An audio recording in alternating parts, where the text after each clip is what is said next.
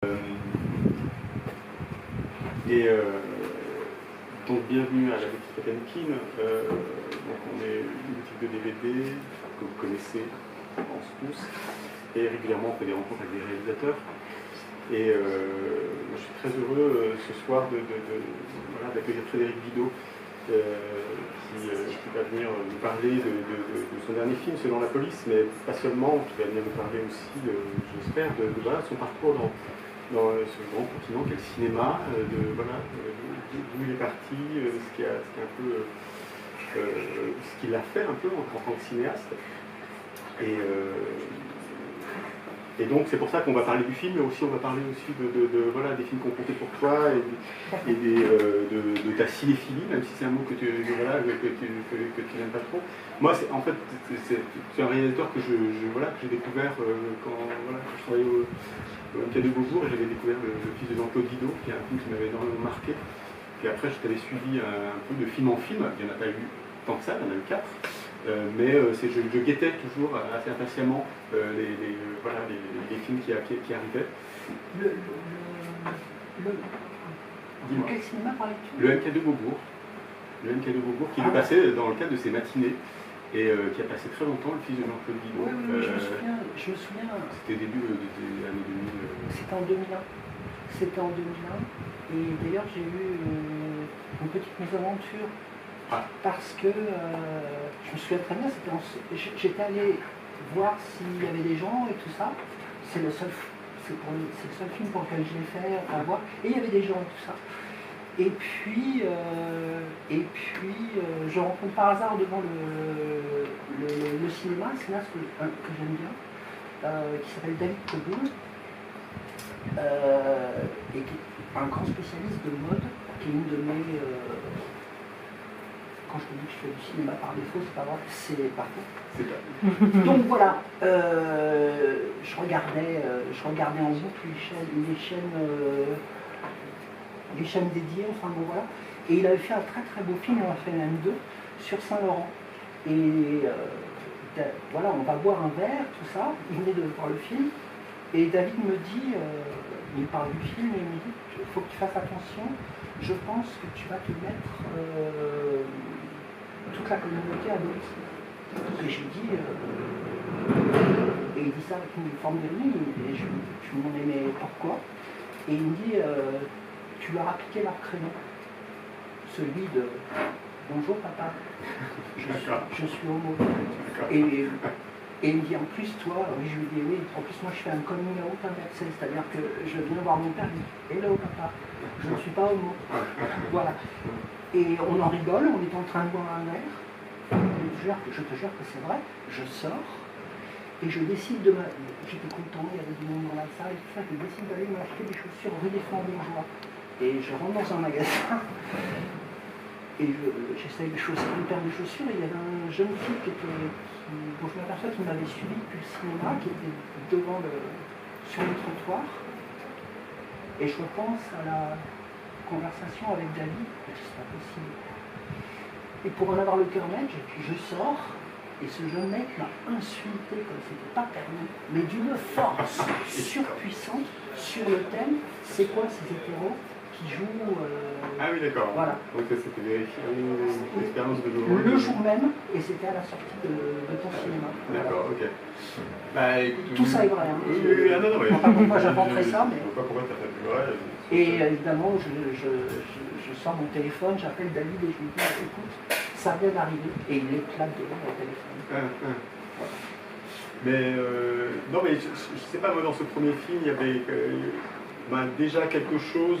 En fait, cette discussion, elle a pour but de m'expliquer pourquoi je te suis de film en film, en fait. Quel fil ça tire, ou quelle corde ça fait résonner chez moi, ou qu'est-ce qui me plaît, voilà. Qu'est-ce qui fait qu'il y a cette vibration-là, moi, qui me parle particulièrement.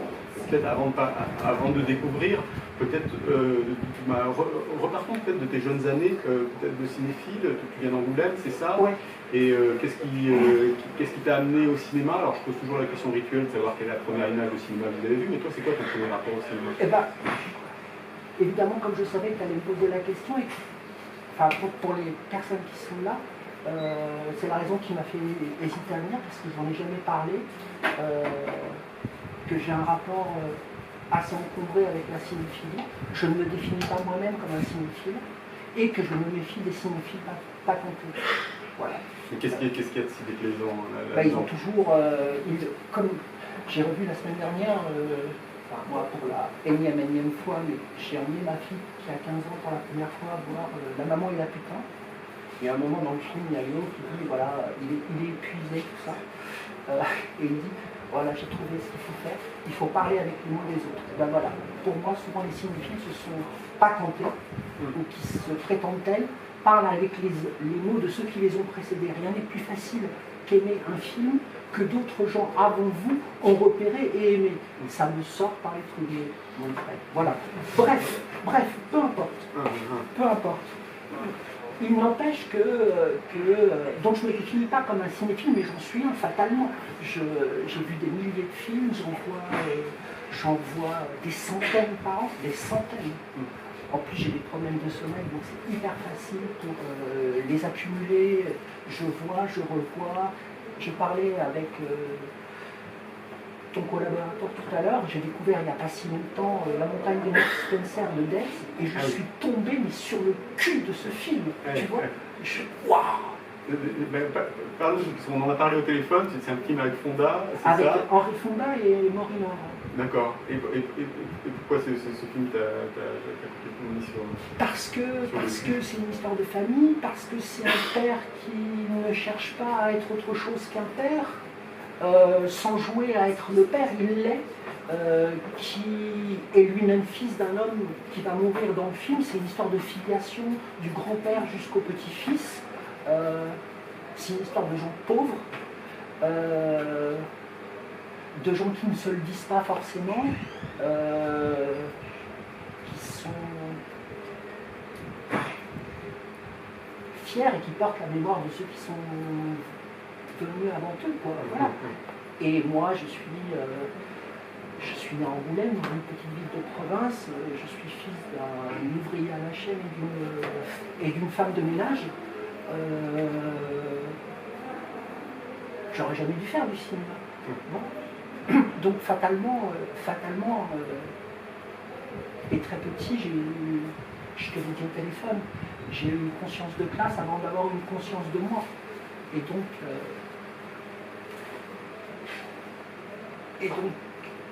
j'ai voulu témoigner de ceux qui avaient été là avant moi et de ceux qui avaient souffert avant moi. Voilà. Très jeune et tout petit en colère. Moi, je suis né en colère. Je suis né en colère. C'est pas, encore une fois, c'est pas une posture. Je suis né en colère. C'est le sentiment que je connais le mieux. Voilà. Et que je dois combattre tout le temps. Parce que ça me fait faire des conneries, parce que ça me coupe des gens, parce que ça me coupe des gens que j'aime, parce que ça me coupe de moi-même. Mais je suis né en colère contre la discrimination sociale, contre ce qu'on appelle aujourd'hui le mépris de classe, contre voilà, tout ça. J'ai vu un extrait de Variété française et je voyais qu'il y avait du rugby dedans. Et quand on a échangé au téléphone, tu m'as appris que tu avais été un joueur de rugby, ce que j'imaginais, mais tu as mis lieu d'imaginer, quoi, vraiment. Oui, c'est ça. Et pas à n'importe quel poste, un poste où il faut de la niaque, de la colère. Enfin, d'abord j'ai été repéré dans le lycée où je venais d'arriver et j'avais pu accéder à ce lycée qui était un lycée d'excellence grâce à mon prof de collège communiste qui m'avait fait les dossiers pour que je puisse arriver à ce lycée. Donc voilà. Et arrivé dans ce lycée, je me rends compte que tous les garçons de seconde ont le même prof de gym, qui était le manager des sport-études. Et en fait, ce gars-là, c'était une toute jeune sport-étude, il faisait son marché dans les postes qui lui manquaient et il recrutait des mecs. Et un jour, il m'a appelé dans son bureau et il avait mon dossier sous les yeux, mon dossier scolaire et mon dossier disciplinaire, et il me dit, t'as des problèmes de discipline, toi. Ouais. Je peux arranger ça. Tu cours vite. Et c'est lui qui m'a appris que je courais vite. C'était un ancien avant, donc un master. Il avait un certain mépris à l'égard des arrières, il appelait ça les bibelots. Et il dit, cette année il me manque des bibelots. Donc toi, On ne dit pas courir vite, on dit être en canne ou avoir des cannes. Ah, ouais, T'as des cannes, t'as des cannes. Ah bon, ah bon. Et il me dit, si tu viens dans les équipes, ton problème disciplinaire, je m'en occupe à condition que tu ne franchisses pas la bande, mais tous les trucs. Je m'en prenais au prof. Dès qu'en classe, il y avait un prof qui avait une remarque. Voilà. Je repérais à l'instant où ça arrivait, cette espèce de mépris comme ça. Encore une référence à la maman et la putain, les classes défavorisées. Voilà. Dès que j'avais l'indice d'un truc comme ça, je me levais et je balançais un truc. Et comme j'avais l'esprit l'escalier, l'esprit de répartie, ça partait tout de suite en cacahuète, je faisais rire la classe et je me retrouvais chez à l'époque on ne disait pas CPE, mais surveillant général, en 2-2 quoi. Voilà. Et puis après, ça, voilà. Donc lui m'a arrangé ça. Et le rugby, oui. Donc avant même Et dès que j'ai commencé ce sport, je me suis dit, ah oh, putain, c'est fait pour moi. C'est fait pour moi parce que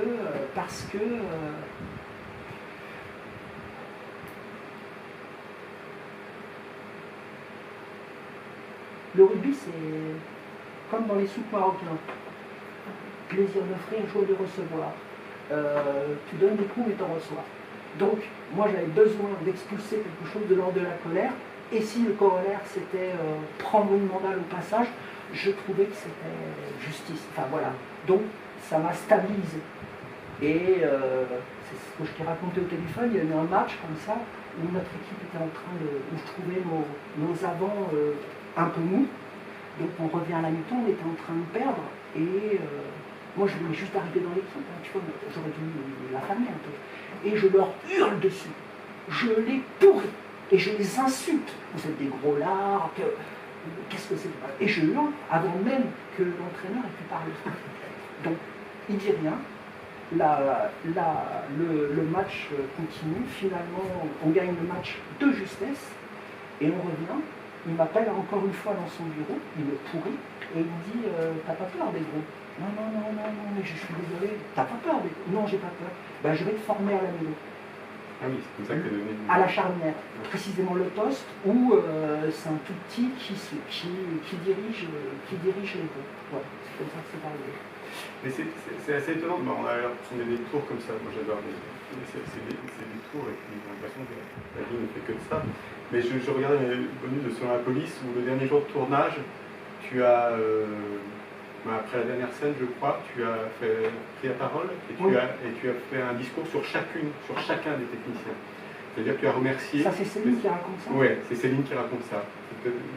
Céline Beson qui est la chef opératrice du film et avec laquelle c'était ma première collaboration.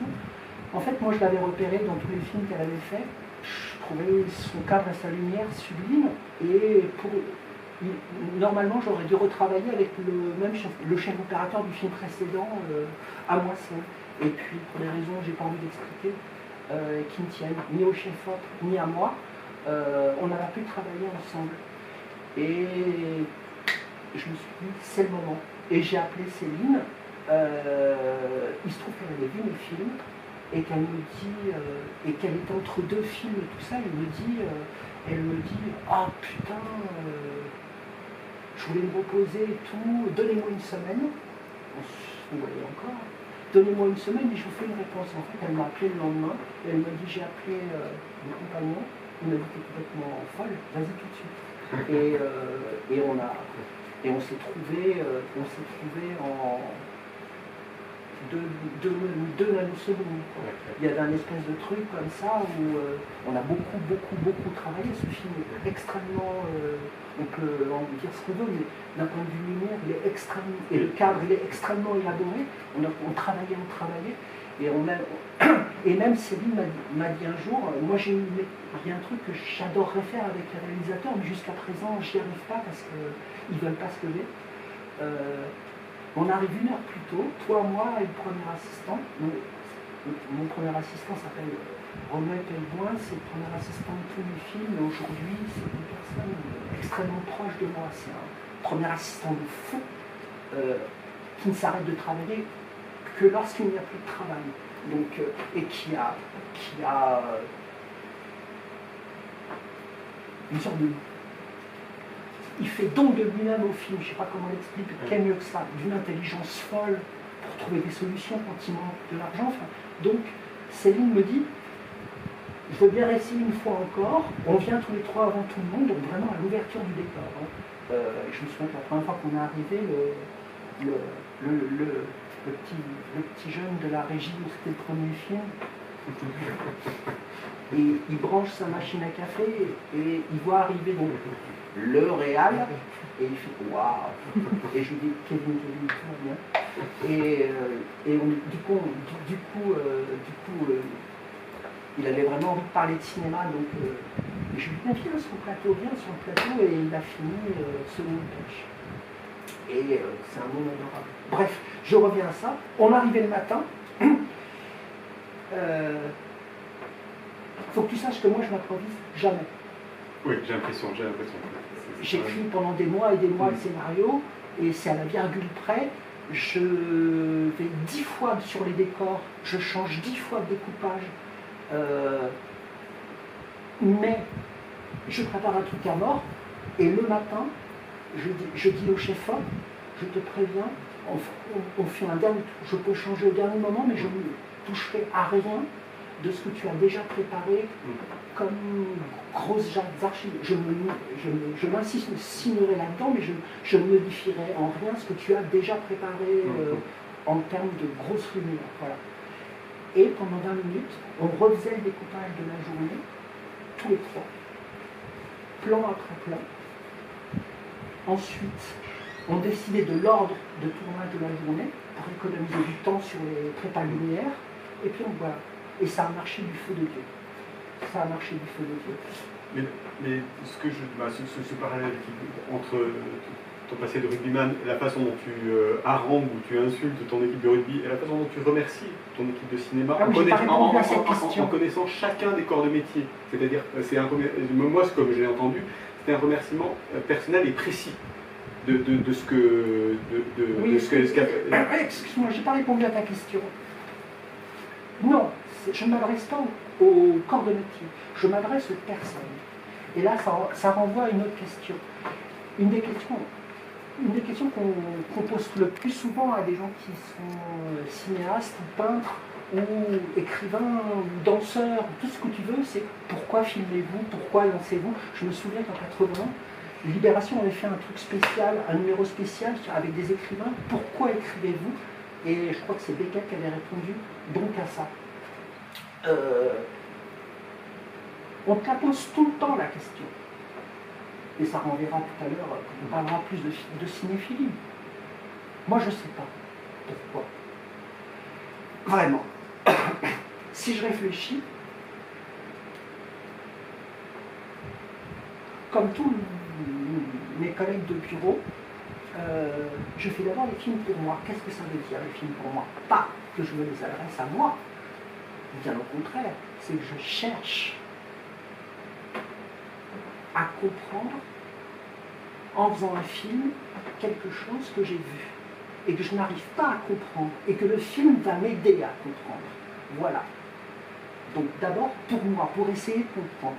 Ensuite, dès le premier film, ou plutôt en ce qui me concerne, dès le deuxième, puisque c'est le premier avec des acteurs, le premier étant un documentaire, j'ai découvert un truc qui est un choc total, c'est les acteurs. Dont tu étais, d'ailleurs, dans Variété française. Et je pense que j'aimerais mieux le film si je n'avais pas joué moi-même. Mais bon, j'étais obligé de le faire. On n'avait pas d'autre solution économique à ce moment-là. Voilà. Et j'ai compris que je pouvais passer ma vie entière avec ces gens-là, sur un plateau, qu'ils me dépassaient totalement. Je n'arrivais pas à les comprendre. Je n'arrivais pas à comprendre à quoi ils marchaient.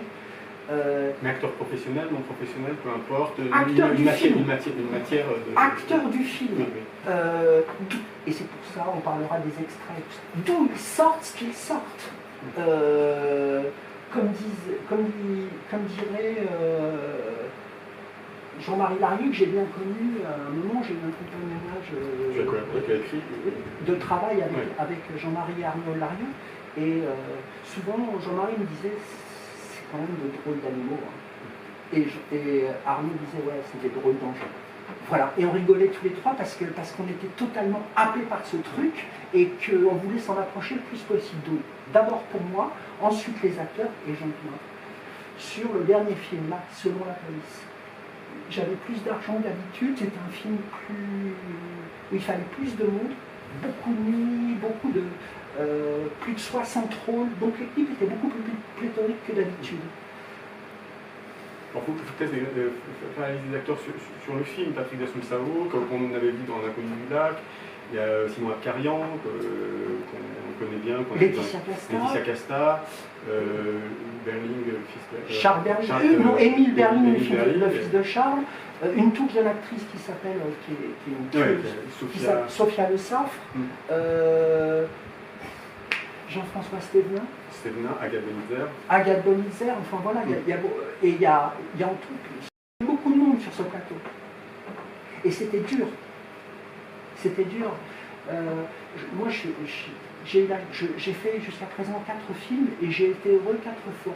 Et surtout, à chaque fois plus heureux que la fois précédente. Donc ce n'est pas de ça que je parle, mais c'est extrêmement violent pour moi. C'est extrêmement violent d'être avec des gens tous les jours. Ma pente, et mes proches, les plus proches le savent, c'est rester tout seul. Voilà. Donc, le plateau, c'est le seul endroit. Mais précis, cette violence, qu'est-ce que c'est de mal? C'est une violence d'être en groupe, c'est une violence de cette place-là que tu occupes. Non, je préfère être seul, je préfère être seul. Ça correspond mieux à ce que j'ai connu enfant, où j'ai développé des défenses. Voilà, je me bats mieux tout seul. Mais le plateau, et je mets de côté ma famille, la famille que j'ai construite, qui j'allais dire, elle est hors cadre, hors concours. J'ai voulu cette famille et aussi dur que ce soit pour les deux membres de cette famille, c'est-à-dire mon épouse et ma fille, par moment, moi je peux pas rester sans elle plusieurs jours, enfin, c'est pas possible. Je te parle du reste, de la vie normale. Donc c'est violent. Mais le plateau. Mais le plateau. Et tout d'un coup, j'ai eu un éclair pendant le tournage. J'ai compris que je faisais d'abord les films pour moi, mais aussi pour être avec des acteurs, et in fine, pour être avec les gens qui font le film avec moi. Je l'ai compris au cours du film, au cours du tournage. Juste après le dernier plan du film, je me souviens très très bien, il était 5 h du matin dans cette fête foraine. Alors voilà, les gens applaudissent, moi ils étaient dans mon dos, moi je regardais encore l'endroit où on avait tourné le dernier plan la dernière prise du dernier plan de la dernière séquence, voilà. Et c'était avec Laetitia et Corentin. Et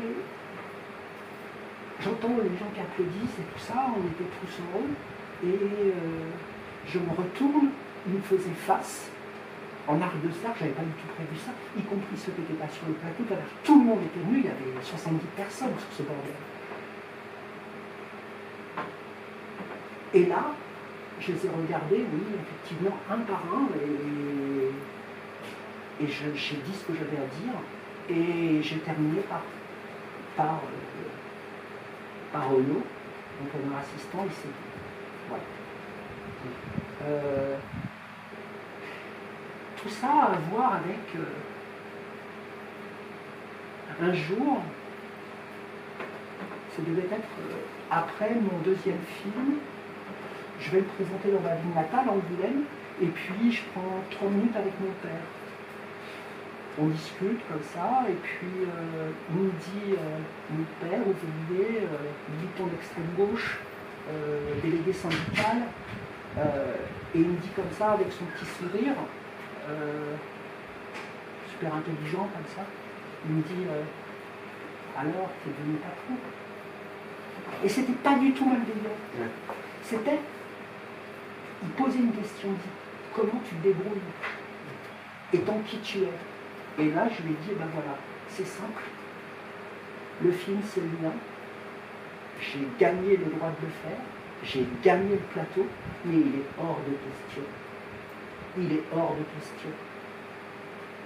Papa, il est hors de question que le respect mutuel ne soit pas la règle sur les plateaux. Et elle aurait pu en parler aussi, Céline. La veille du premier jour du tournage, il y a ce rythme qui fait que le réalisateur s'adresse à l'équipe qui va travailler avec lui. Et moi, je dis ça. Je dis, le premier que je chope à mal parler à un stagiaire, à un assistant, bref, à son grade, je le défonce. Voilà. Je le défonce. C'est tenable sur un plateau, ça, dans un fonctionnement, dans un quotidien, dans une urgence, dans des situations différentes. Il y a mal parlé. Il y a amène-moi ça tout de suite parce que ça urge. Et amène-moi ça tout de suite parce que tu vaux rien. C'est pas le même ton, c'est pas les mêmes mots, c'est pas la même voix. Et moi, je suis formé à ça depuis ma naissance. Je sais faire le distinguo. Voilà, c'est tout. Mais j'ai de la chance. J'ai toujours eu d'abord je tiens à les rencontrer tous avant, le plus possible. J'ai toujours eu de la chance. Il n'y a jamais eu quelque chose de cet ordre-là. Et évidemment, le corollaire de ça, c'est le sexisme, par exemple. Et dès le premier film de fiction, ça remonte quand même à 2003, bien avant tout, je me rappelle que j'avais dit aux gars de l'équipe, je vous préviens les mecs, les trucs avec une fille, une petite plaisanterie à la con sur une fille qui transporte une lourde charge, ça ne va pas le faire du tout.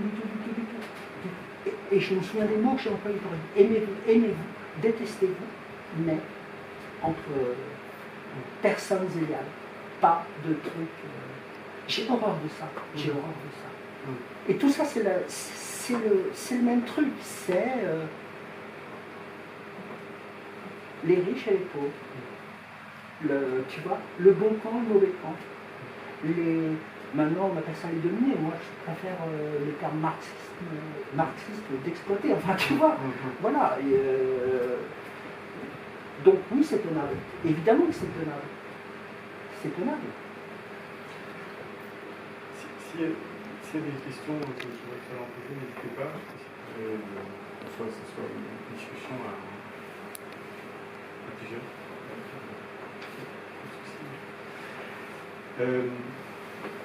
On parlait juste avant je fais des boucles à l'extérieur de tes premières années à la FEMIS, qui venait d'être FEMIS, qui était IDEC, et qui m'a appris que tu étais dans une des premières promotions de la FEMIS. Est-ce que ce choc-là de classe, j'imagine que tu l'as vécu aussi très tôt dans cette école-là, peut-être pas plus qu'une autre, mais...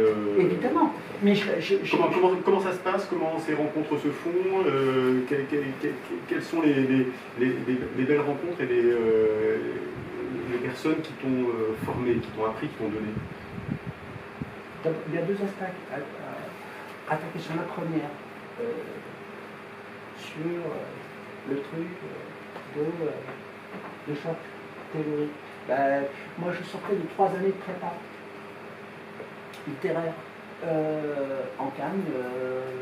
En Cannes, les chiffres sont toujours les mêmes, entre 3 et 7% de fils d'ouvriers. Et la famille, c'était pareil, entre 3 et 7% de fils d'ouvriers. Et on était 40, donc on devait être 3. Voilà, c'est tout. Donc, j'étais vachement habitué à ça. Je connaissais tous les trucs. Enfin, bon, voilà.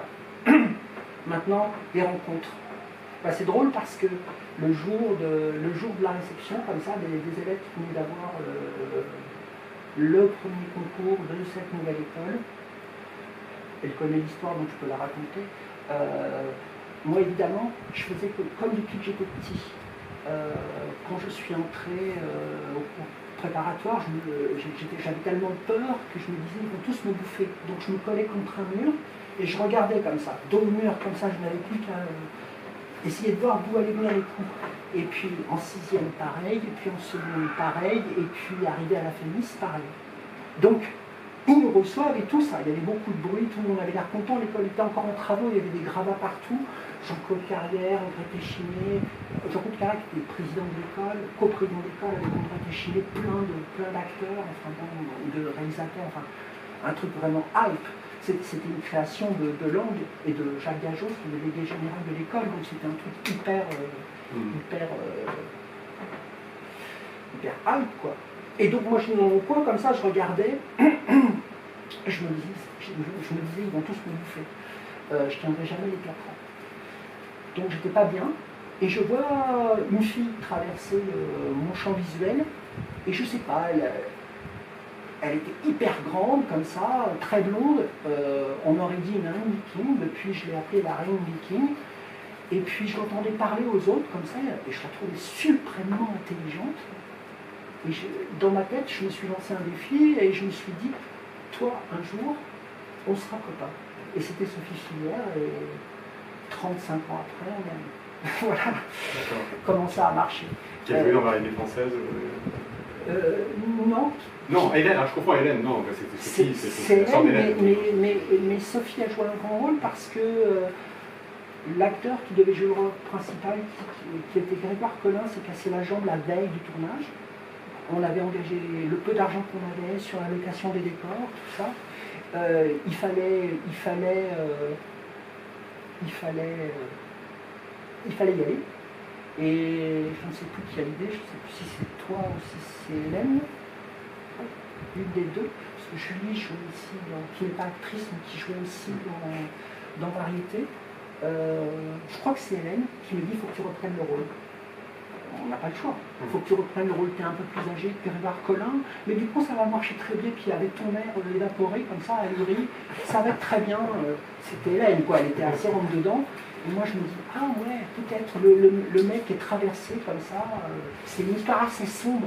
Et je me dis, tiens, ça peut peut-être marcher. Donc elle me dit, on va passer le week-end, tu vas apprendre le rôle. Et ça s'est passé comme ça. Mais j'avais très très peur. Je savais déjà que je n'irais pas voir ce que j'avais fait au combo, après, pour vérifier les prises. D'accord. Donc, les scènes que tu jouais. Où j'étais moi. Donc il faut trouver une solution. J'appelle Sophie et je lui dis, ça te dirait d'être... Elle me dit, j'arrive. Et elle arrive. Et la reine viking, comme ça, on lui avait trouvé un siège, machin, elle était au combo. Et un nombre incalculable de fois, elle a sauvé le film. Parce qu'à un moment, il y a une séquence dans le film où je suis assis à côté de Gérard Mélan qui joue mon père dans le film. Et puis c'est une scène très très dure à jouer, où j'avais beaucoup de textes et puis très émouvante comme ça. Évidemment, Gérard il était vachement bien. Et moi, je me trouvais nul à chier. Donc à un moment, on finit le plan, je me lève. Et je dis plan suivant. Et Sophie fait. Et je lui dis j'y arriverai jamais. Elle me dit tu vas y arriver. Et textuellement, tu poses ton cul sur la chaise. Et elle dit moteur. Elle n'a pas du tout dirigé la séquence. Elle n'était pas là pour ça. C'était le deal entre nous. Et si cette séquence existe dans le film, c'est grâce à Sophie.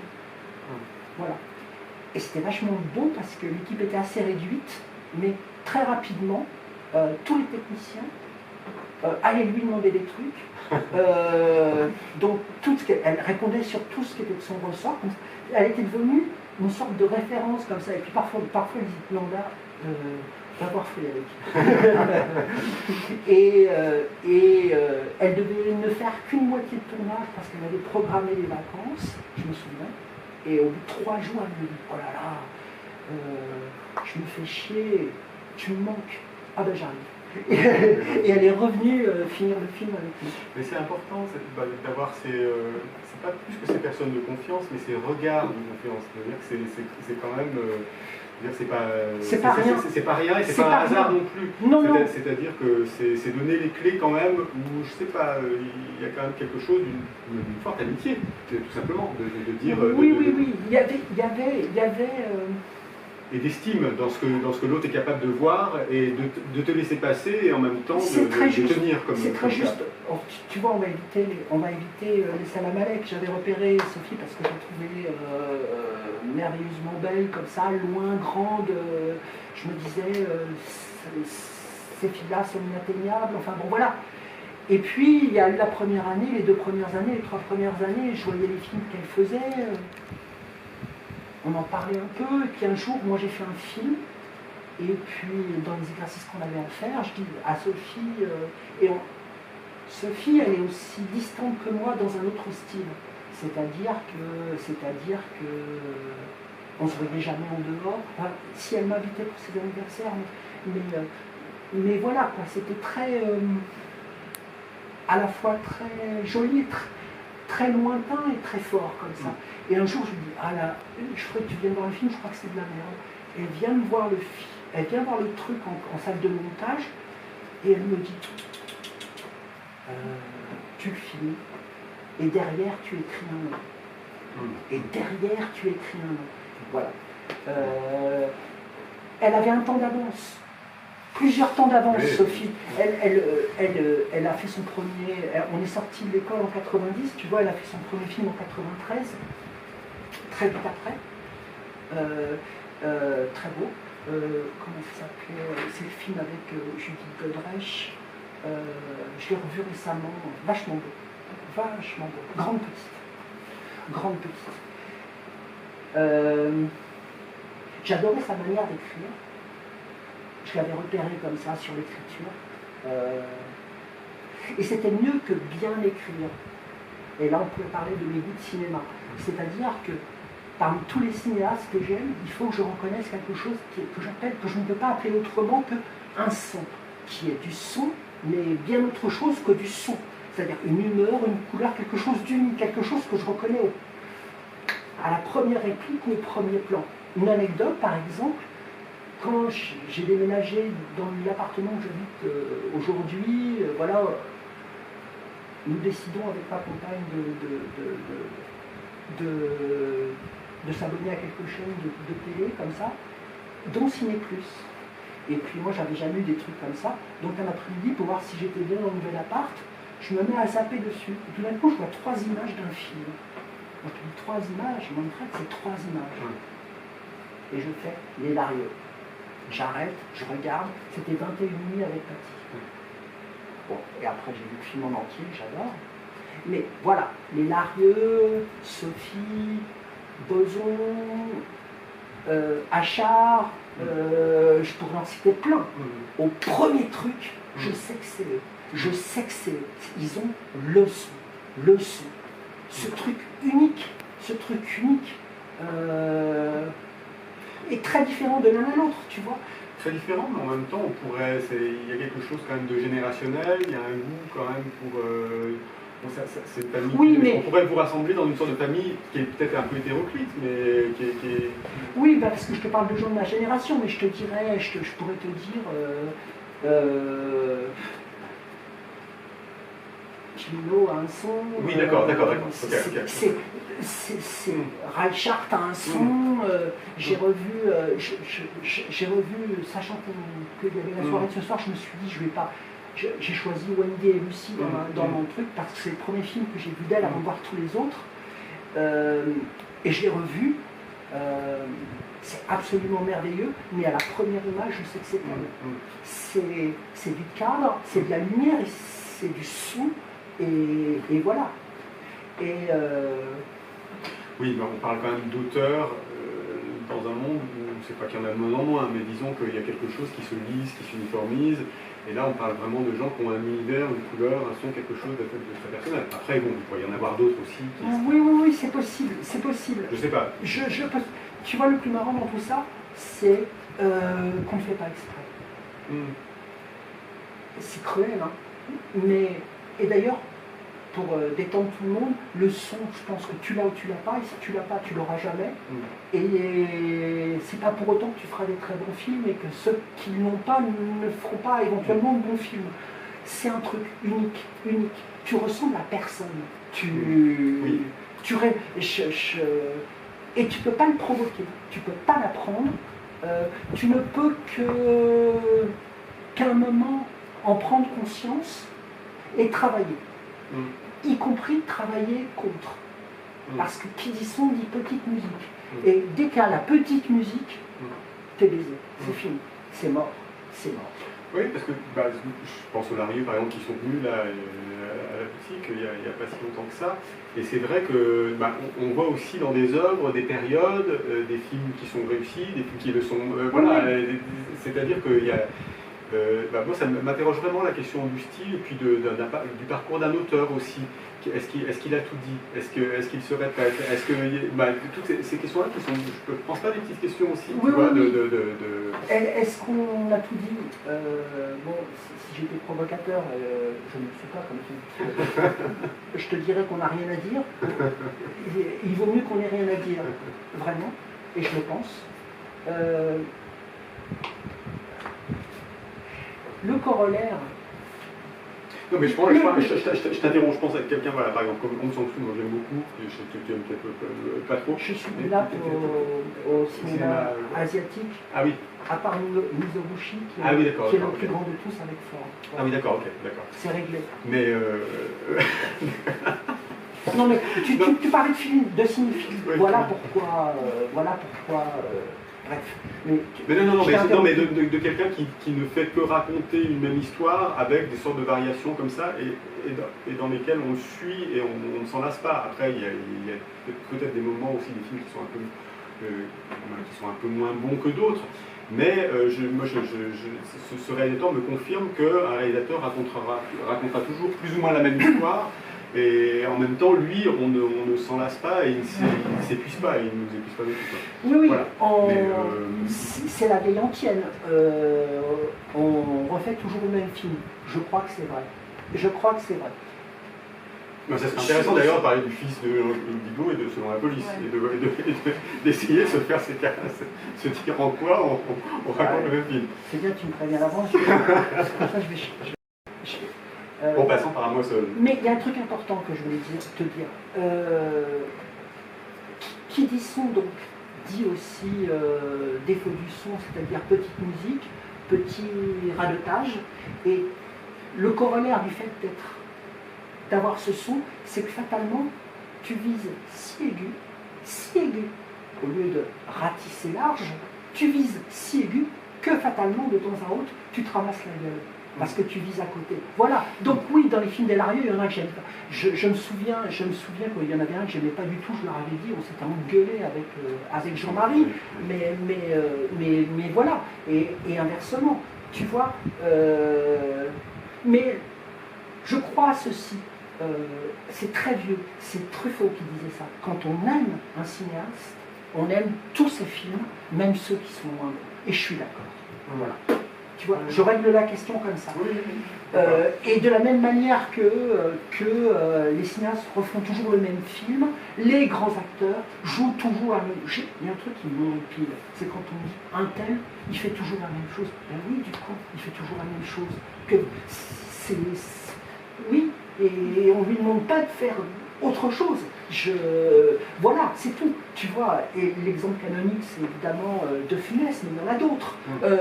Moi, je vois Lino Ventura pour Lino Ventura. Je ne vois pas Lino Ventura pour un succédané de Lino Ventura. Lino Ventura qui fait le Guéluron, je trouve ça pathétique. Voilà, tu vois, c'est juste le truc de tu vises toujours le même truc. Tu creuses ton sillon, et si tu te plantes, tu te plantes. Et puis voilà. Petite aparté par rapport aux comédiens, et tu me dis un comédien est toujours amené à faire la même chose, donc toi quand tu fais ton casting et tu choisis tes comédiens, c'est pour quelque chose de précis, ou sur le plateau, tu les pousses à trouver quelque chose d'autre. Parce que j'ai vu que dans le casting, quand tu définis ton casting, on voit bien que il y a une fonction précise que tu demandes à tel comédien. Mais est-ce que tu te laisses surprendre aussi? Ben oui. Ou est-ce que tu demandes énormément de propositions, de jeux, ou est-ce que tu es très cadrant, quoi? Non. Enfin, au moment d'un mois seul, je me souviens, je vais présenter une fois le film avec Reda Kateb. qui joue le rôle principal masculin avec Agathe Bonitzer. Et un soir, Reda m'appelle et me dit je viens de recevoir une demande du cinéma où j'étais ouvreur, il voudrait bien que j'aille présenter le film, est-ce que tu veux pas venir avec moi? Je dis bah ouais, si tu veux, enfin, j'en avais ras-le-bol des avant-premières, mais bon voilà, Reda me demandait ça, il m'avait jamais rien demandé, j'y vais. Et il était comme ça, il était heureux de revoir cette salle de cinéma à Évry, où il avait été ouvreur, voilà. Il y avait plein de gens qui le connaissaient, voilà, c'était assez joli à voir, il était vachement... Enfin, c'est un mec bien, mais il était vachement gai, quoi. Enfin, donc, moi j'étais en retrait, c'était parfait pour une fois.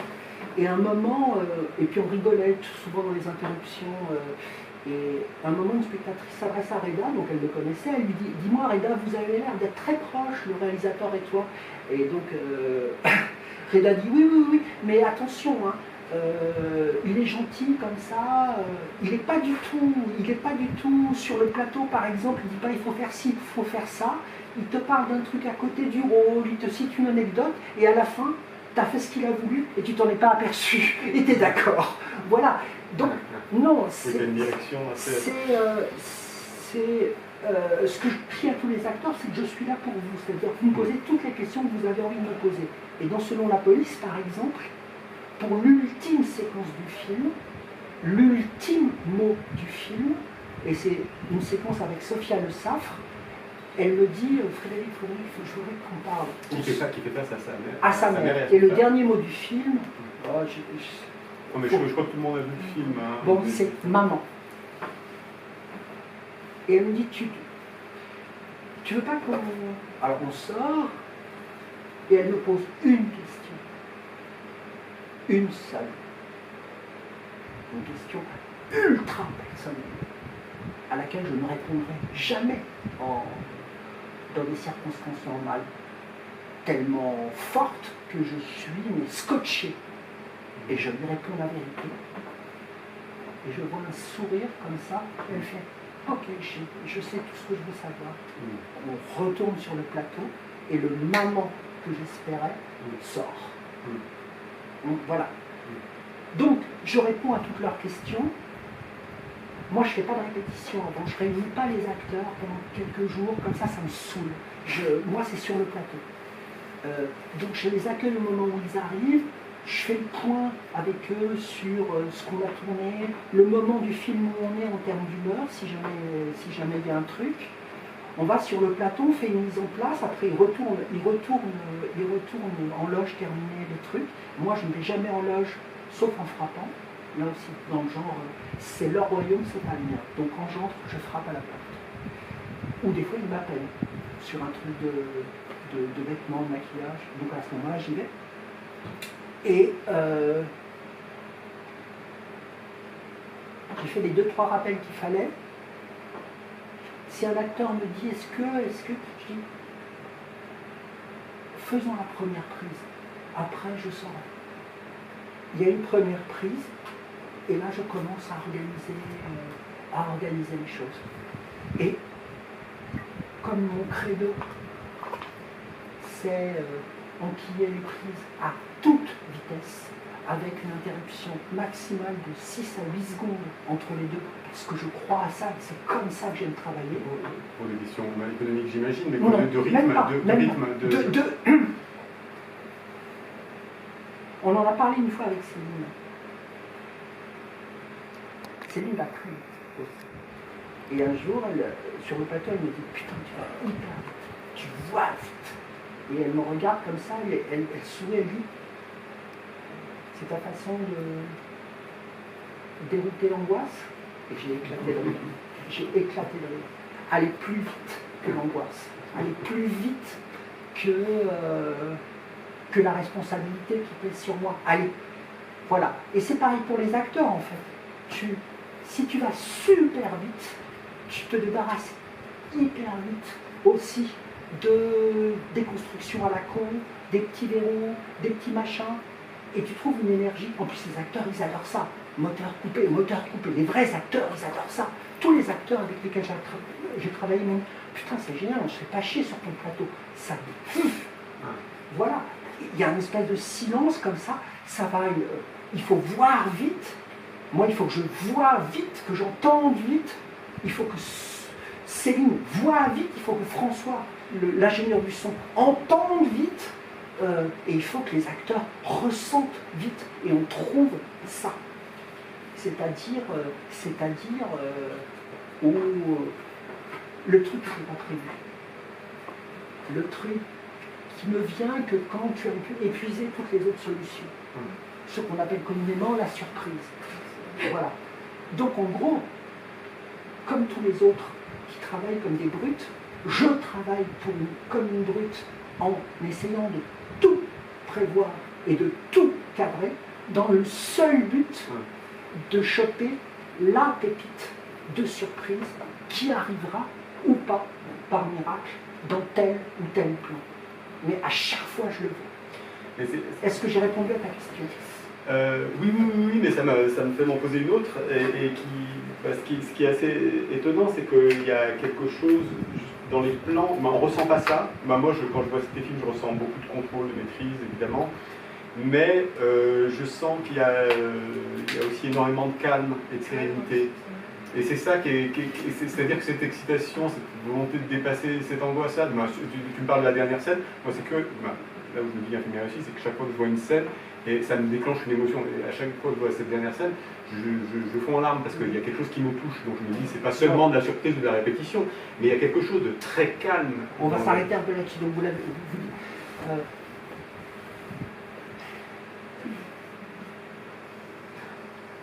Non, parce que j'ai dit qu'à moi aussi, je trouve ça calme. En fait,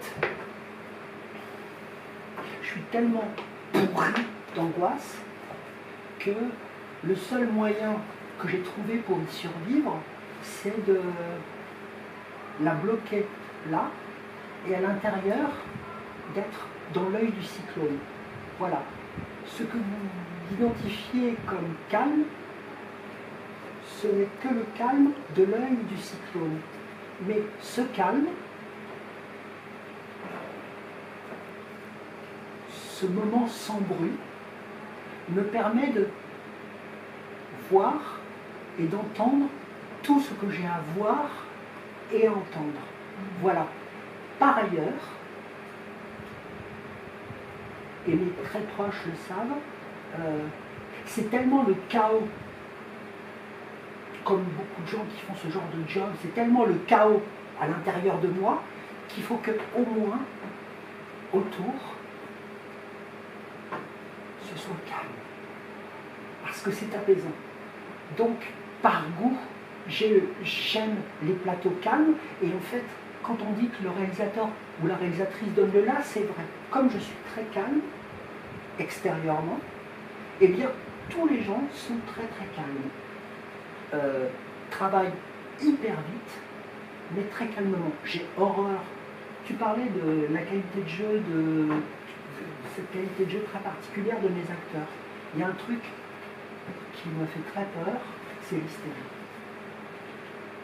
L'hystérisation des moments, et le moment où ça crie tout le temps. Ça crie très peu dans les films, qu'à des moments donnés, et dans la vie normale, j'ai très très peur d'écrire. Donc j'ai besoin que ce soit calme, que ce soit plus implosif qu'explosif. Et que quand ça explose pour une bonne raison. Donc oui, c'est très calme. Et dans la séquence dont tu parles, il s'est passé... Je te l'ai raconté au téléphone? Non, je crois pas, non. Cette scène, nous l'avons tournée le 10e jour du tournage. Je ne l'oublierai jamais, parce que le commissariat était le décor principal. Et j'avais dit à Renaud, garde cette scène, qui est la fin du film, pour le dernier jour, que j'ai le temps d'apprivoiser les acteurs et d'être apprivoisé par eux, et que l'équipe ait le temps de se constituer vraiment comme équipe. Arrive ce fameux jour. Je n'endors pas de la nuit. Déjà que je ne dors pas beaucoup, là je n'endors pas de la nuit. Parce que je sais un truc. Quoi que je réussisse par ailleurs dans le film, si tant est que je réussisse quelque chose, si je rate l'ultime séquence du film, je l'ai dans le cul, et c'est terminé. Donc, je me pointe très tôt à nos petits rendez-vous matutinaux avec Céline et Renaud, et ils voient tout de suite que j'ai pas dormi de la nuit. Donc, on refait le découpage des séquences, et normalement, ce qui suivait, c'était dans quel ordre on tourne. Et on ne tournait pas forcément tous les plans dans le truc. Et moi, je leur dis, le dernier plan du film, je voudrais le tourner en dernier. Et je vois Céline et Renaud qui se regardent et qui me disent c'est pas possible. On n'a pas le temps, on a trop de trucs à faire.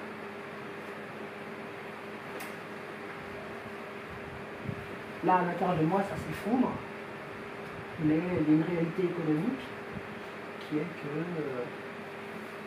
les gens de l'équipe, les membres de l'équipe travaillent à moins 30%, qu'il faut faire rentrer 2 journées en une, que c'est un film choral de 2 heures qu'on fait en 35 jours, voilà. Et je dis, bah, tant pis. Et je vais dire bonjour aux acteurs. Et je pense, c'est bon. Mais bon. Et je reviens sur le plateau, je ne sais pas pourquoi. Je ne revenais jamais sur le plateau à partir de ce moment-là avant que Renaud m'appelle. Et je reviens. Et je vois les deux qui me regardent, qui me font... Et Céline me dit, on tourne dans l'ordre que tu veux. Je lui dis, ah bon? Elle me dit, tu t'occupes pas de nous, on tourne dans l'ordre que tu veux, aujourd'hui.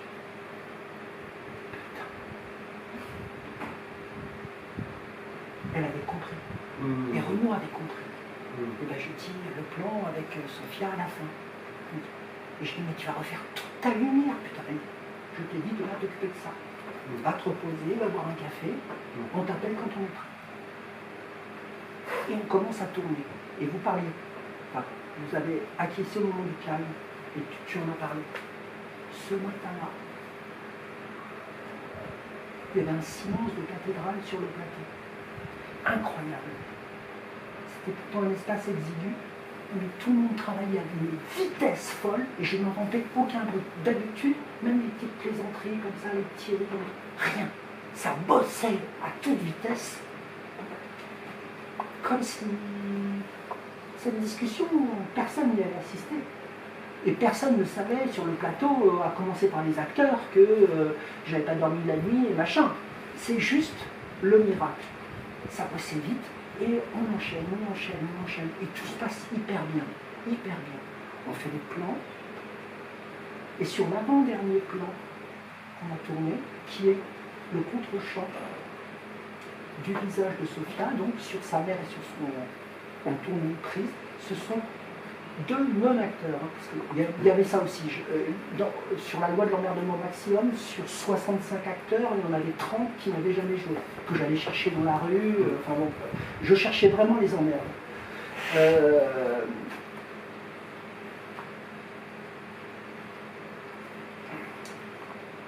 Et on tourne ce truc-là. Cut. Et j'entends du bruit derrière la caméra. Je me retourne. Pour moi, le plan est sublime. Et je me dis, putain, il s'est passé un truc. Céline avait mis un truc au-dessus de sa tête pour être bien dans son cocon, pour ne pas être parasité. Et je dis, Céline, il y a Elle soulève le truc, elle pleurait. Elle était en larmes. Mais en larmes. Et moi, je lui dis, ça va? Et elle me dit, ça va, mais Et là, je lui dis, mais bougre d'imbécile, je ne te demande pas si le plan ça va. Je te demande si ça va toi. Et elle me dit, ça va. Et puis, on prépare les plans suivants. Il y avait un espèce de truc qui avait saisi tout le plateau, quoi, comme ça. On tourne le dernier truc, et puis Céline vient me voir, et elle me dit, c'était le plan. J'ai pleuré pour un autre plan. Elle me dit, tu te rends compte, 21 ans de carrière, c'est la première fois que je pleure sur un plan que j'ai fait. Ben voilà. Par moment,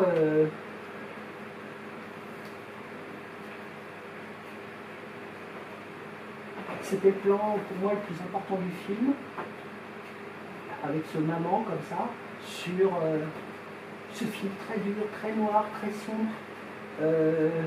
C'était le moment où je disais...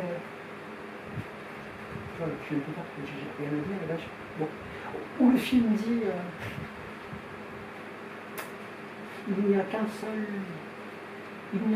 qu'une seule solution, et c'est de vivre. C'est ce que dit le truc. C'est le seul truc. Tenir le coup. Tenir le coup. Voilà, c'est ce que dit le plan. Entre autres choses. Par la grâce de cette toute jeune actrice miraculeuse là, Sophia. Et ce matin-là, tout se conjugue, mais absolument tous les éléments, tout, pour que on aboutisse à ça. Voilà. Donc, ça c'est rare. Tu le vis de manière très très rare. J'ai vécu sur chaque film, sur chacun de mes 4 films, un événement de cet ordre. Et c'est peut-être là que j'ai compris que je faisais les films pour les gens qui les faisaient avec moi. Tout d'un coup,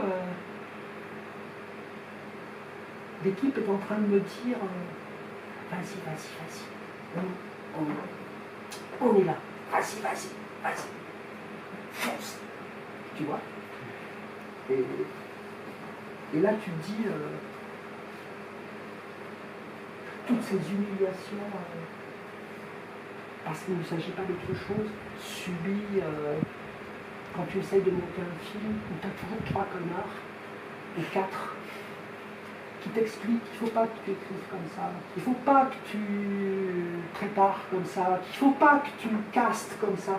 Tu n'imagines pas le nombre de gens qui m'ont dit il ne faut pas prendre Laetitia Castara. Ah bon, mais je vous encule, je fais ce que je veux, je sais qu'elle sera super. Moi je veux tourner avec cette actrice, elle veut tourner ce film. Allez vous faire foutre. Et tout le temps, avec cette espèce de hauteur de vue comme ça, nous on sait, toi tu sais pas. Tout ça, ces petits moments-là, ces petits miracles te disent juste un truc. Je vais encore essayer une fois. Je vais encore essayer d'en faire un. Parce que je ne sais absolument pas ce qui m'attend la prochaine fois, mais je suis sûre que quelque chose m'attend. Voilà.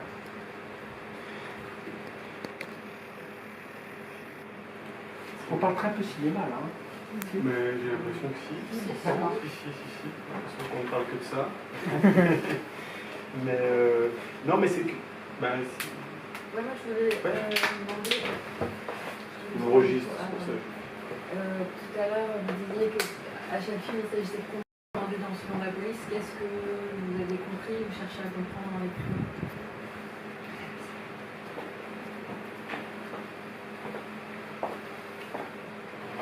Ça fait un moment que je m'intéressais à la question de la police. En fait, je m'y intéresse depuis toujours, depuis tout petit. Et j'ai intérêt. Je l'ai expliqué tant et plus tout au long de cette soirée. Quand on appartient aux classes défavorisées, par la naissance, on a intérêt de s'intéresser de près à la question de la police. Je vous apprends rien.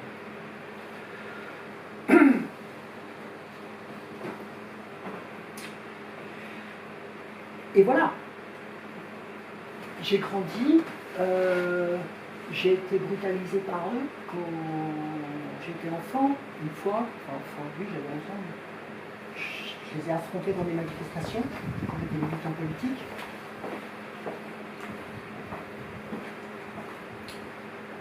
Il y avait un truc, je pouvais dire sous le coup de la colère, vous êtes des fachos, vous êtes des gros enculés, et je veux que vous mouriez tous. Quand c'était chaud dans une manifestation, c'était chaud. Mais à peine en étais-je sorti que je savais que je ne pensais pas à ce que je disais. Qu'il y avait un truc plus fort. Plus fort. Et que de la même manière que moi j'étais un rebut de la société, moi et tous les gens comme moi, tous les gens des classes défavorisées, eux aussi, c'était des rebuts de la société.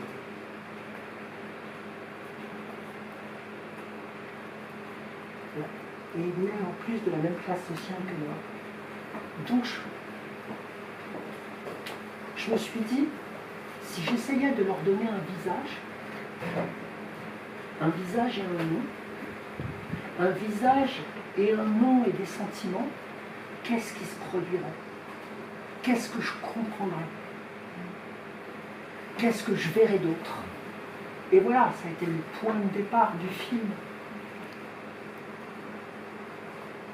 Et j'ai compris, quand je l'ai fini, que par le truchement de ce corps social particulier que sont les flics, j'ai traité mon éternel sujet, qui est de quoi est fait l'amour, que nous nous portons les uns aux autres ou pas. Voilà, ou pas. Et j'ai essayé de l'examiner dans le film. Voilà. Voilà. Avec ce truc supplémentaire de me dire, je rends compte d'un état des lieux dans mon pays de naissance. Donc ici et maintenant, ici et aujourd'hui. Et le constat que je fais me fait terriblement peur. Voilà. Ce qu'on appelait autrefois les bavures policières, elles ne datent pas de Macron, hein. Elles ne datent pas de Darmanin, de Castaner ou de qui vous voulez. Elles ont toujours eu lieu. Mais, depuis 15 ans, moi j'ai senti que le fossé se creusait entre la population et la police. Et que moi-même, comme citoyen, j'avais peur quand un flic s'approchait de moi. Et je ne voyais pas très bien ce qu'il aurait eu à me reprocher. Je le dis souvent, j'ai même pas un PV en souffrance. Je ne conduis pas, donc j'ai jamais eu de voiture, j'ai pas le permis. Et le premier truc, c'est que je me dis, putain, qu'est-ce qu'il me dit ça, voilà. Je voulais comprendre ça, de quelle nature était ma peur. Et pourquoi j'avais peur. Et que si moi j'avais peur, c'était dangereux. Parce que, comme chacun sait, de la peur à la violence, l'espace est réduit. Voilà. Et d'une certaine manière, avec ce film, comme avec ceux qui avaient précédé, j'ai voulu regarder du côté, j'allais dire du côté de chez moi, comme du côté de chez soi, du côté de chez moi, de là où je viens, de ces gens qui sont peu et mal représentés dans le cinéma français. En tout cas, pas de manière satisfaisante pour moi. Je trouve toujours ça à la fois bêtifiant, réducteur et d'une sombre connerie. Et c'est normal. C'est normal. La raison est simple. C'est que les cinéastes, hommes ou femmes, issus du prolétariat sont très peu nombreux. Le cinéma, c'est un sport de riches. C'est tout. On peut nous compter sur les doigts du moins. Enfin voilà. Jordi, Bachar, moi, je dois en oublier 2-3, mais on a le Stache.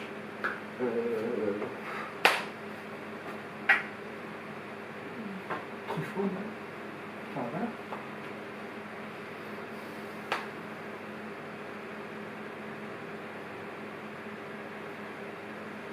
J'ai répondu à la question.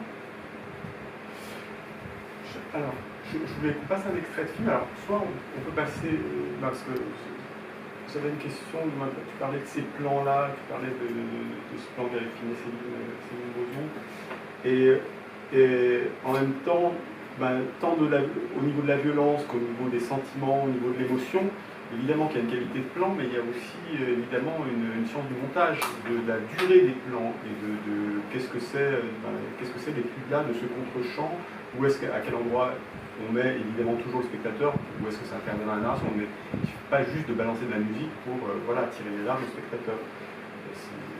Pas seulement, quoi.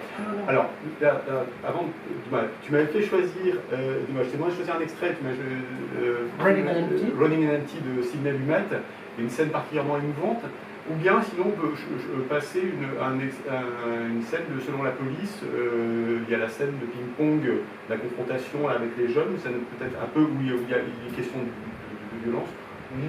En gros, Manfred, si j'interprète bien ma pensée, tu me dirais que tu apprêtes bien ça pour aller directement à l'extrait de Selon la police. Où on peut passer les deux, mais je pense que ce serait deux exemples à ma question, c'est-à-dire une question de durée de plan, d'émotion, de comment est-ce qu'on fait naître un sentiment d'un plan, voilà. Oui, comme tu veux, j'ai l'impression que tu as plus envie de passer tout de suite avec l'extrait Selon la police, non? Non, pas spécialement, non, je t'envoyais la balle. Non, mais c'est bien ça parce que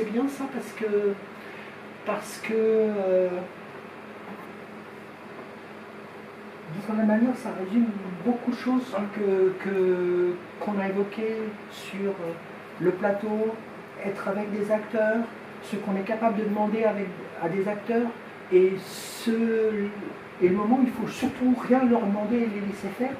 Il y a un espèce de truc comme ça qui est très...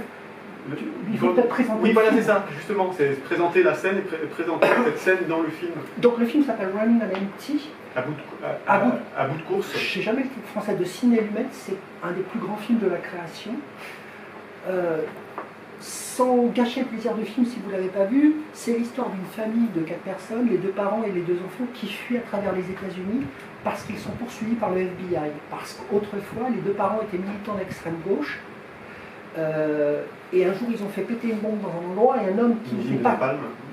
Une usine de napalm, un homme le gardien qui était censé être rentré chez lui était là, il en est mort. Donc ils sont poursuivis. Non, pas mort, aveugle et paralysé. Oui, voilà, et paralysé. C'est important parce que ça va être dit dans le... Donc,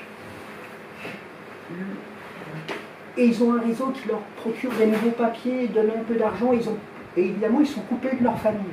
Le mari est coupé de sa famille parce que sinon il est arrêté, et elle est coupée volontairement de sa famille parce que c'est une gosse de riche.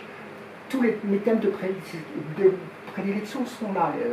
Les riches, les pauvres, comment on peut s'aimer quand on est une fille riche et un garçon pauvre, ou une fille pauvre et un garçon riche. Enfin voilà. Son fils aîné, qui est joué par River Phoenix, elle lui a transmis son goût pour la musique. Et dans la fuite, il s'entraîne sur un clavier sans son de piano. Et au moment où, juste avant, ils se sont arrêtés dans une petite ville où les enfants sont réinscrits à chaque fois dans les écoles, il s'est inscrit dans un lycée, et le prof le fait passer au piano, je résume très là, et il découvre un véritable artiste. Donc il lui propose de faire Juilliard à ce garçon, qui en a très envie, mais ça veut dire qu'il doit quitter sa famille et que ses parents ne peuvent plus le protéger. Et ne peuvent pas payer. Elle renoue donc par son réseau avec son père qu'elle n'a pas vu depuis 14 ans, et elle n'a qu'une seule question à lui poser, qu'une seule demande à lui faire: papa, est-ce que tu es d'accord pour prendre mon fils chez toi? Voilà. Pendant l'extrait, tu sais où ça commence, t'as vu où ça s'arrête? Je vais aller fumer un... Oui, vas-y.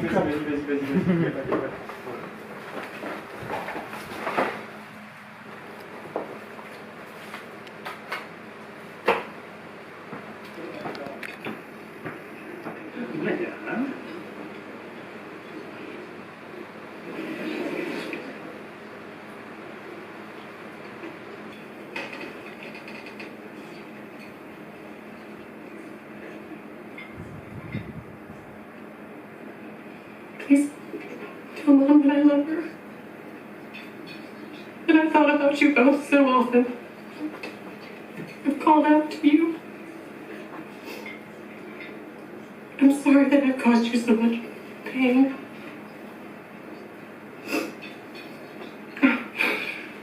I guess I'm about to see what it feels like.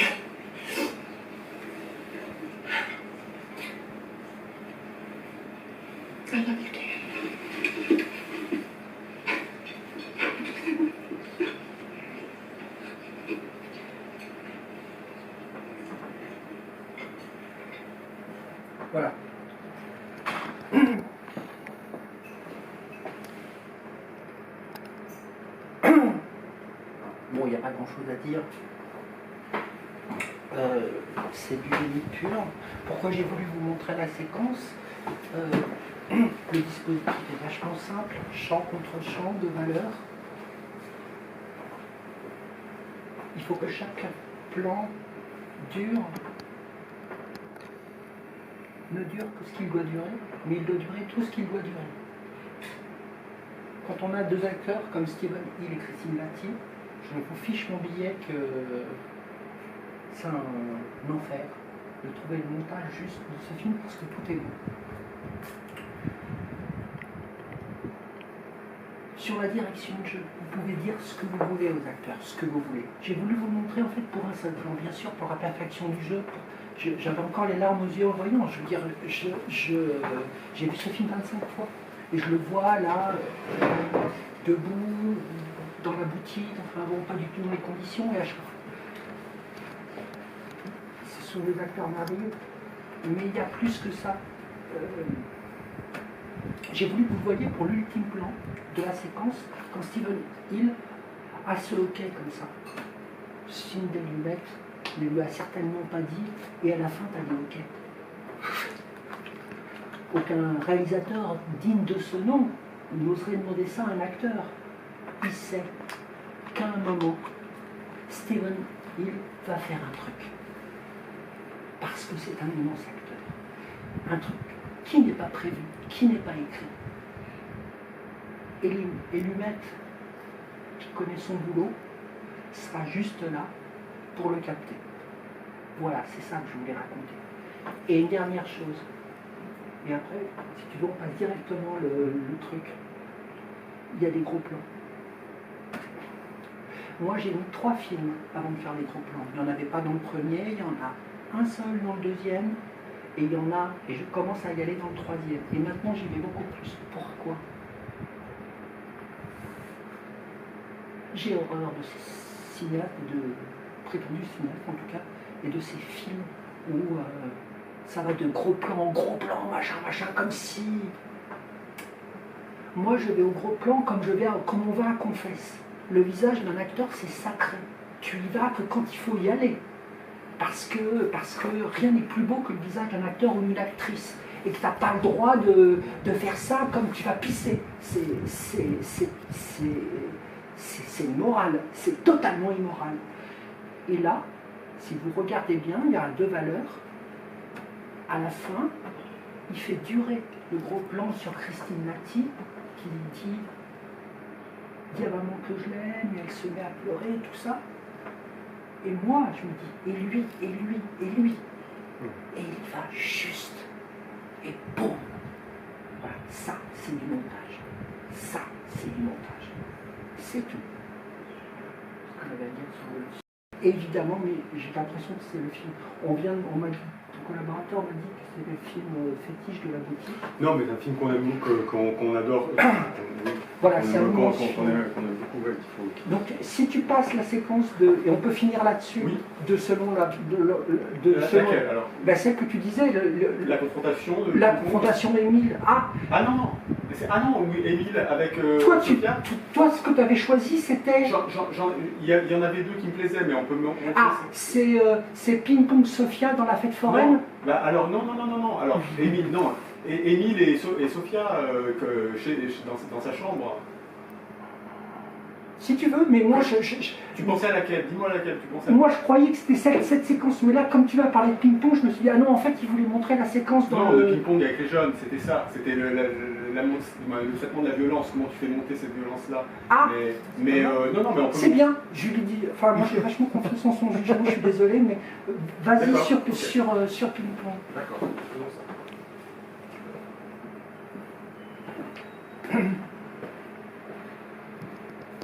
Ah oui, là, il ne s'agit pas d'amour. Hein. Non, mais ce qu'il y a, c'est que vous êtes bien l'autre aussi. C'est ça que c'est là où je... Non, mais vas-y. Pour rester sur le premier... Parce qu'en plus, pour la voir...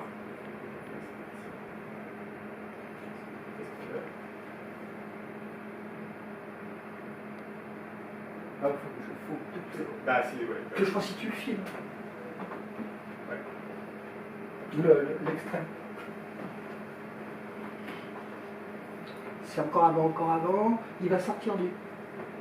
Voilà, tu peux, juste après, Ah oui, il faut qu'il donne quand même. Ah oui, voilà, c'est vrai. Bon, ok. C'est donc un film choral, c'est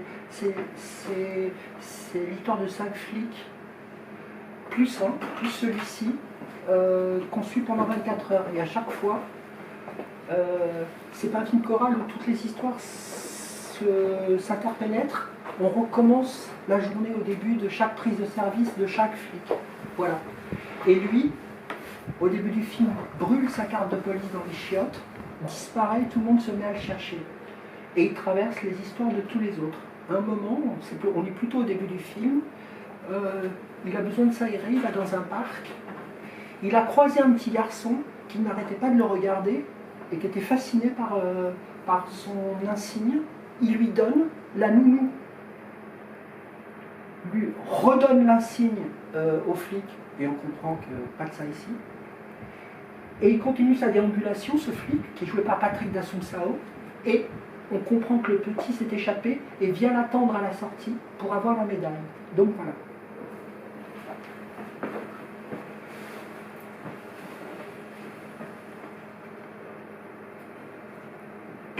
C'est les fous, mais il fallait dire qu'on refait la calamité. J'ai pas les films. Ah, la qualité, c'est pas qualité. On est la question.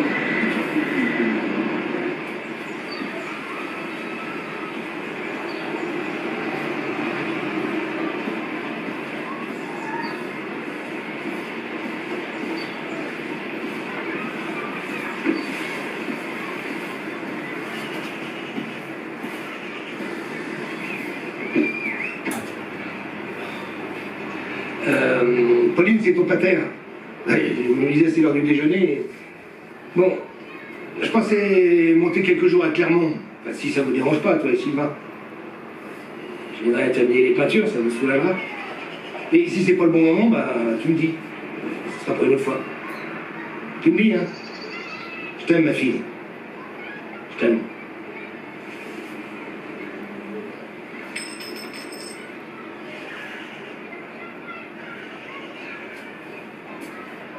Le petit, il en veut pas, il a dit. T'es venu nous embrouiller dans notre square? T'es tout seul? C'est où les autres stars? Ramasse. Trop bien, il fait tout ce qu'on lui dit. Tu sens pas le gun? Non, mon gars. Pourquoi? Pourquoi je ferais ça? T'es su avec la langue. Ah ouais. Allez, sors le gun, quoi. Pour nous faire plaisir. Mais la langue, ça le race. Non. T'as pas la trache? Non. Non. Et il est trompe, il est tout seul, il a pas la trache de nous. Sors le gun, merde.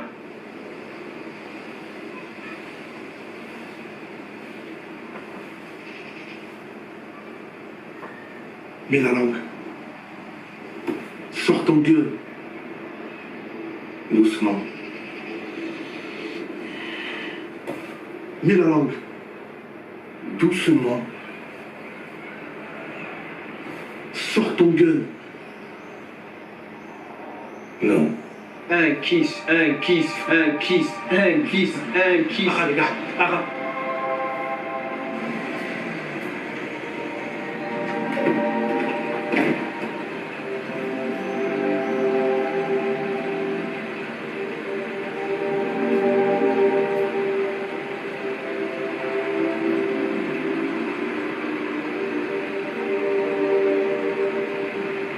T'es trop gros, ça le race.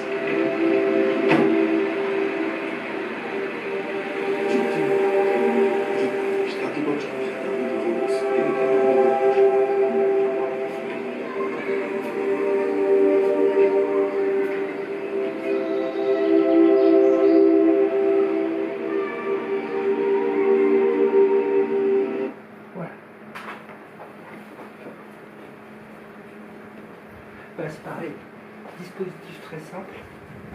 De chant contre chant. On arrive au gros plan quand il faut y arriver. Et Moi, je t'interromps, excuse-moi, mais je trouve que c'est une scène, je trouvais cette scène intéressante dans la façon dont elle met en scène la violence, une violence assez extrême des corps et une confrontation, une utilisation du gros plan, et en même temps, elle a résolu comment cette scène se résout par quelque chose, presque un acte de foi. Il y a quelque chose de presque un peu mystique dans le personnage de Ping-Pong, comme ça, qui décide comme ça d'accueillir presque la violence du monde et de se montrer nu, quoi, quelque part. Il y a quelque chose dans ces gestes et dans ce... Je sais pas, je trouve ça assez intense et assez... une violence presque proche de l'implosion, et quelque chose en fait qui se résout et qui s'élève presque. Je sais pas comment elle a été écrite. Je pense qu'elle a été écrite peut-être dans ce sens-là, mais je sais pas. Oh, tu me prêtes beaucoup. Non, enfin, ça me touche sur l'idée que Ping-Pong soit un personnage mystique. Pourquoi pas? Quelqu'un m'a dit. Ping-Pong, dans le film, c'est le père de tous les autres. Oui. Voilà, donc alors, c'est ma façon de te répondre. Il est le père de tous les autres. La violence est quelque chose à quoi je pense tout le temps, que je vis tout le temps. Ça fait rebondir sur ce que je vous ai dit tout à l'heure. Et donc, tu as bien raison de venir montrer cet extrait, mon frère. J'essayais de comprendre quelque chose de l'ordre de la violence du monde, la vraie violence. La vraie violence, c'est pas montrer des flingues qui sortent, ça c'est de l'action. Enfin, je sais pas comment dire. La violence, elle, de la même manière que dans l'extrait précédent, la douleur du père et de la fille affleure sur les visages. Là, la violence, elle affleure sur les visages. Il y a juste un contact. Et alors que ces deux têtes qui s'entrechoquent, c'est presque insoutenable en fait. C'est presque insoutenable. Et c'est comme si j'avais une intuition qu'il fallait en montrer le moins possible pour en dire le plus possible sur l'état du monde. Voilà. Et effectivement, cette espèce d'ours comme ça, un peu balourd, a quelque chose de...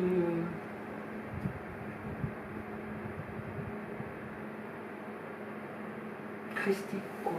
Non, mais on sent qu'il rachète un peu le rachat des péchés comme ça. Oui. Il y a quelque chose de cet ordre-là, mais qui est vraiment posé, incarné, et puis qui renvoie à l'autre sa propre violence. C'est-à-dire, je suis porteur de la violence, j'ai un flingue, j'ai un flic, j'ai le costume, mais ma force, c'est de décider de ne pas m'en servir, quoi.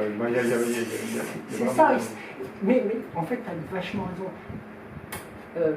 La police est l'institution détentrice de la force publique. Et comme telle, elle est armée. Donc, sortir une arme, ce n'est pas rien. C'est un acte fort qui se réfléchit. Voilà. Et c'est ce que je voulais dire. Vous qui sortez le flingue à tout va, réfléchissez parce qu'il y a des gens qui meurent. Et lui, et c'est pour ça qu'il brûle sa carte de police au début, dit « cette police-là, j'en veux plus. Je sortirai pas mon flingue. » Et aussi, poussé qu'il soit dans ses retranchements par les Cthulhu, dont je vous précise que c'est évidemment 5 non-acteurs. Je suis allé les chercher là où ils vivaient, et j'ai flashé sur Amael qui joue le leader, cette espèce de nounours. En plus, ça me plaisait. Le cinéma, c'est que ça, en fait. C'est mettre des corps dans l'espace et voir ce que ça produit. Et j'ai immédiatement pensé, en voyant Amael, je me suis dit, putain, ce nounours-là, face à l'autre ours, ça va produire des étincelles. Et voilà. Il y a une vraie différence de taille entre les deux, parce qu'on a l'impression qu'il est clairement plus grand, quoi. Oui. Patrick n'est pas très grand, ouais. et c'est drôle ce que tu dis, parce que j'y ai immédiatement pensé. Je me suis dit, putain, ça va être beau, et en plus, ça sera facile pour Amael, pour déoter Patrick. Mais voilà,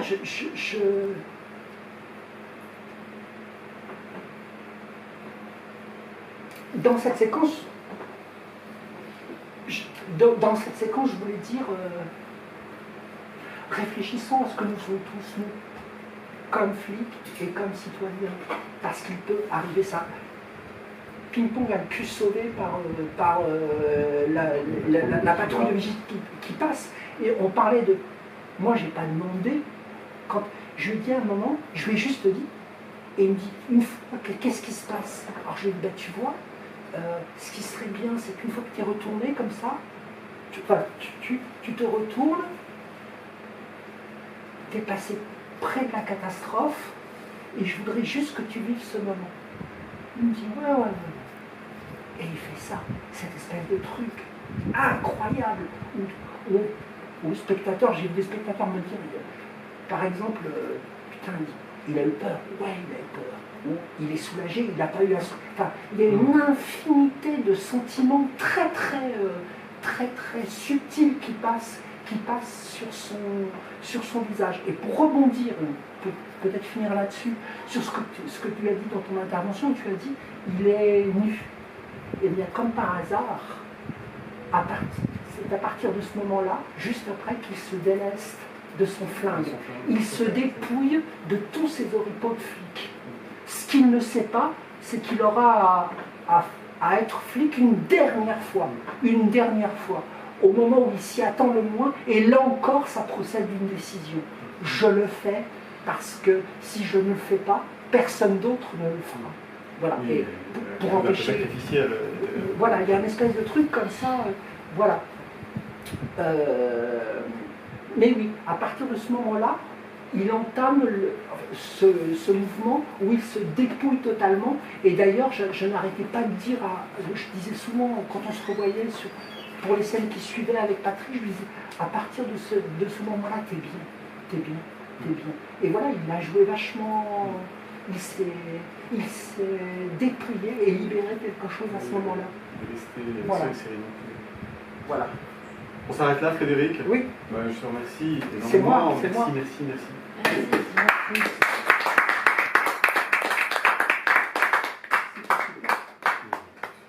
Merci beaucoup. Alors, il y a une